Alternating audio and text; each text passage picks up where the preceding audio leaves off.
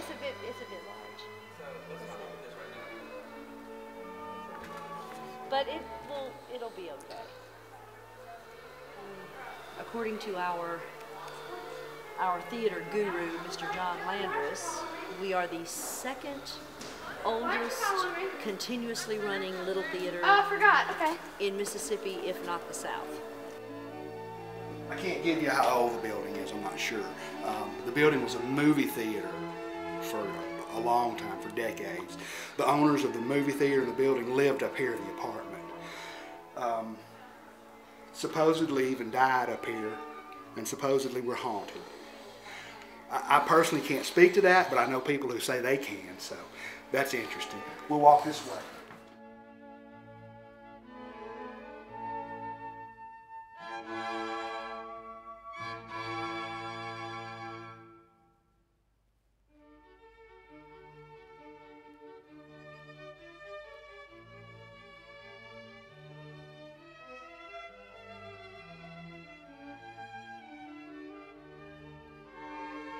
Man, this is a great theater. It's a great old building. As I said, when I was a youngster, it was the movie theater. I came to my first movie here. I was one of those kids whose grandma packed me up with lots of candy and sent me to the show, and I walked in and paid my ticket, and they took all my candy away because you can't bring your candy to the theater even back then.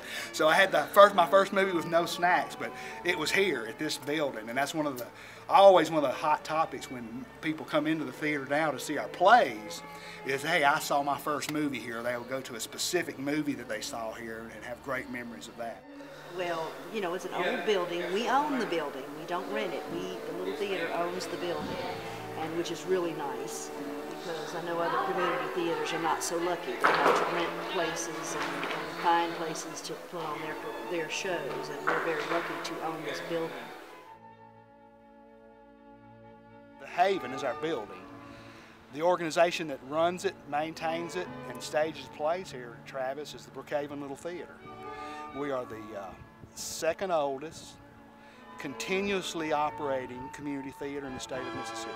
Okay, it will work. You've got to practice in it, okay? No, I don't know how to do it, because it's fine performing it, but it's just... I can't even get this knot out! I'm pretty sure they don't know. I'm pretty sure I have to take the knot out to braid it. Stupid wig. I don't know why I can't wear my freaking hair like it is. What's exactly my story? You from Brookhaven?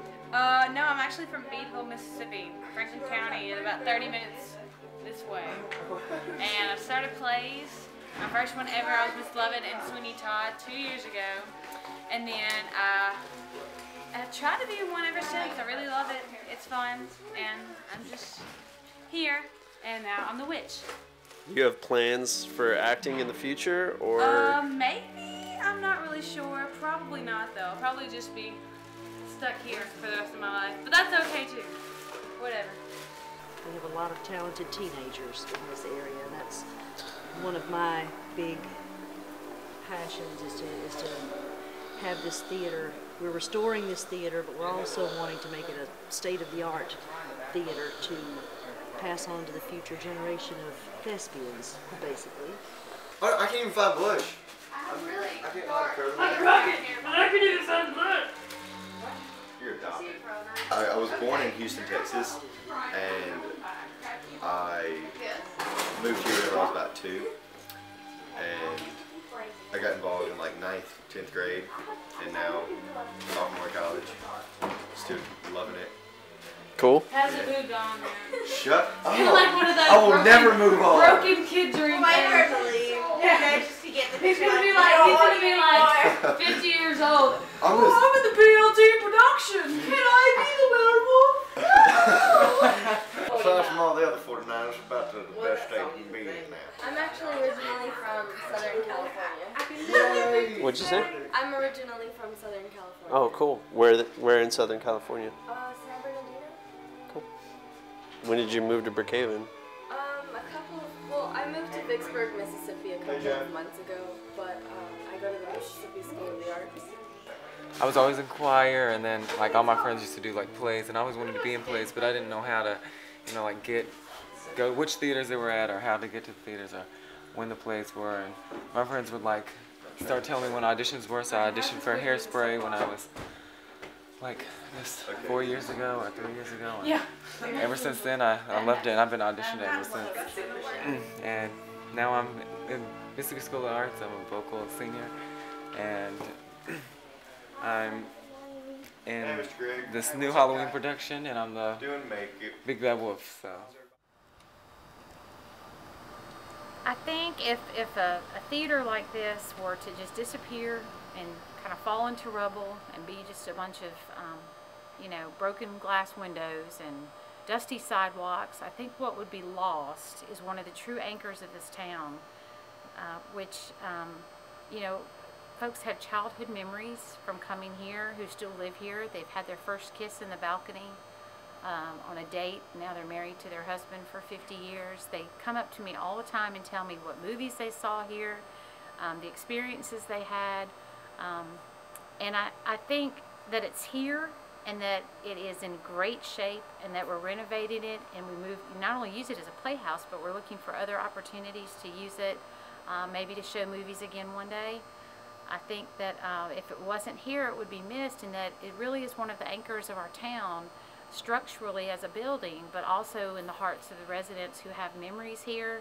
I think it would be missed in many ways and for many reasons, and it is so important for towns this size to take real pride and effort in restoring and redoing buildings and programs like this, just to show that we're viable and we're alive and we can come together, all ages of all different walks of life in different parts of town and different places in the county, and we can come together and meet here and just make things happen, whether it's a movie, a performance, a concert, serving hot chocolate during the Christmas parade.